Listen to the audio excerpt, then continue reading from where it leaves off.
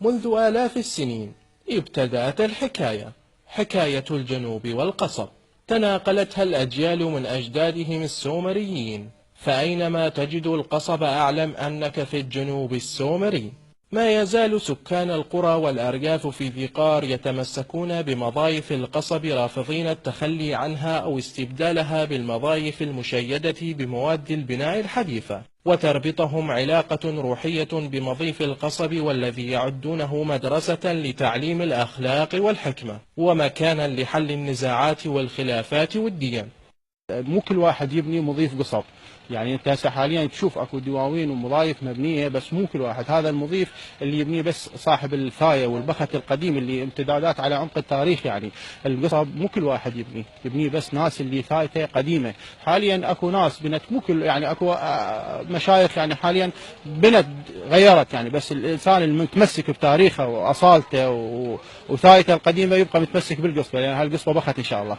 قيمته كلش يعني مو زهيده، يعني ما يكلفك بال 15 بال 20 مليون، ومضيف الطابور يكلفك بال 150 بال 200 مليون.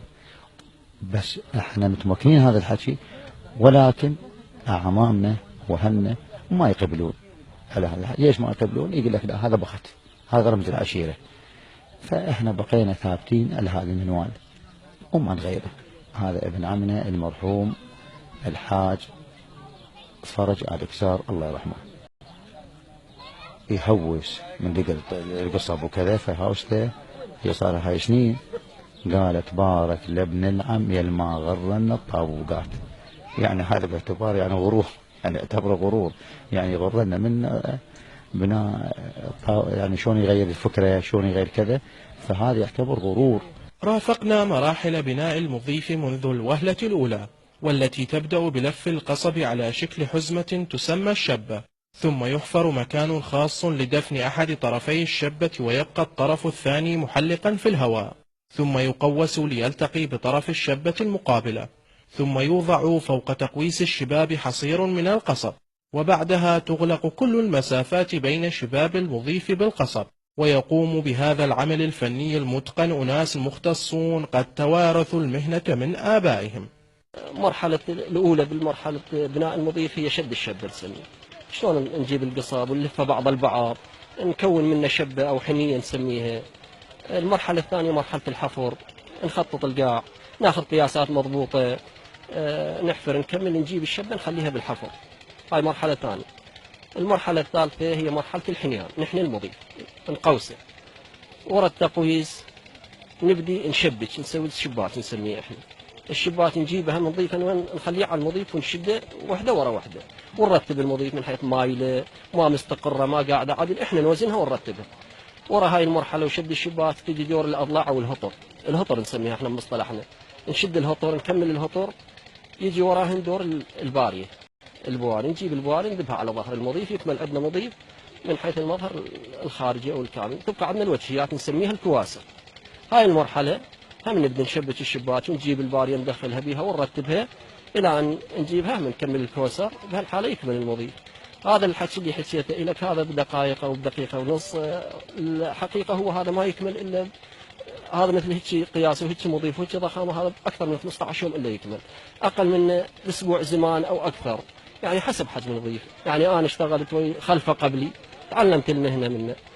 وفي فترة بناء المضيف يجتمع أبناء القبيلة لاستقبال وفود المهنئين التي تأتيهم بالأهازيج وإطلاق الأعيرة النارية، ابتهاجا بتشييد مضيفهم الذي يعدونه رمز كرم وعزة العشيرة.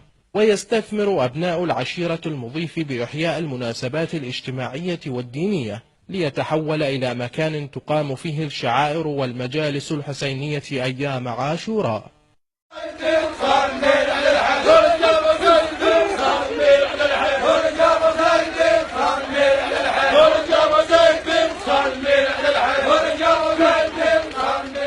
عادات نعتز بها، بأن هذا المضيف هو مضيف العشيرة، والعشيرة مرتبطة بعشائر مجاورة، وعشائر مترابطة معها بالنسب، بالعلاقة، بالتاريخ، بالأخوة، بكل شيء. فلذلك عندما يبنى مضيف في عشيرة معينة تجد الفرحة عند كل العشائر المجاورة لهذه العشيرة. مو كل واحد يبني مضيف، وإنما هاي ثاية وبخت قديم، يعني هذا ثاية وبخت، يعني كل ما تتجدد وكل ما هذه حضور العشائر احتزازا بهالثاية وهذا وهالبخت هذا، لأن الدور العشائري والعمق التاريخي نتجمع كلنا هنا ونقوم بالأهازيج والهوسات والتهنئة والتبارك، ولأن هذا مضيف وتاريخ وإحنا نعتز به من باب الاعتزازنا يعني بالشيخ وبالعشيرة وبالمضيف. ويعتبر هذا المضيف مو مضيف فاخر عدويف، لا، مضيف الحسين سلام الله عليه، هذا يعتبر عنوانه مضيف الحسين. حتى الناس من تريد مرات يصير عندها قالوا حق هذا مضيف الحسين، احنا نعتبر خدام بهذا المضيف لأبا عبد الله للحسين. وبعيدا عن أهمية مضيف القصب الاجتماعية والتراثية، يتميز المضيف بجوه المعتدل على مدار السنة، لكونه دافئا شتاء وصاحب نسمات باردة صيفا، وذلك باتباع طرق بدائية أعطته أفضلية أخرى عن المضائف الحديثة، وزاد تمسك أبناء العشائر بمضيف القصب. أحسن من الطين، أحسن من الطابوق، أحسن من هاي القضايا كلها. هو أبرد بارد، هو بارد بالصيف، وبالشتاء زين يعني دافئ، لأنه النار أكل القهوة موجودة به يحتفظ بالحرارة.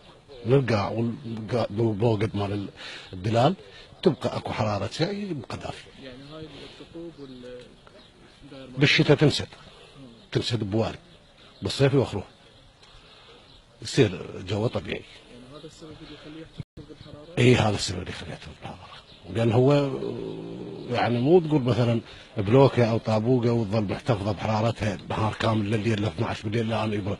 لا، هو بالآن يعني شغلته آنية، حرارة يرفضها. بالنسبة للصيف، الصيف دائما اي هواية طبية برد، يعني يصير جو رطب بالنسبة للصيف. وبالشتاء طبيعي يحتفظ قلت لك الحرارة مال الموقد مال الوجاغ مال الدلال، لأنه كبيرة ونار تتوزع بالهذا، فهاي الأرض يظل هذا للصبح، من يدور الصبح يجون ويخرجون هذا تقول اكو حرارة موجودة، درجة حرارة بسيطة بالوقت هذا. يخلونه برا، وين الشباك هسه هذا المضيف؟ برا المضيف، يخلونه على الشباك بس اتجاه اللي هو الشمال، يخلوه يرشوا شويه ماي هذا يبرد المضيف اذا احب الهواء، فيظل بارد المضيف. شلون هسه حاليا بالوقت الحاضر هسه العصر الحديث هذا غرفه مثلا شغل بها سبلت وبتطفت تبقى لها 3 ساعات بارده، هاي تقريبا فشي تقريبا يعني.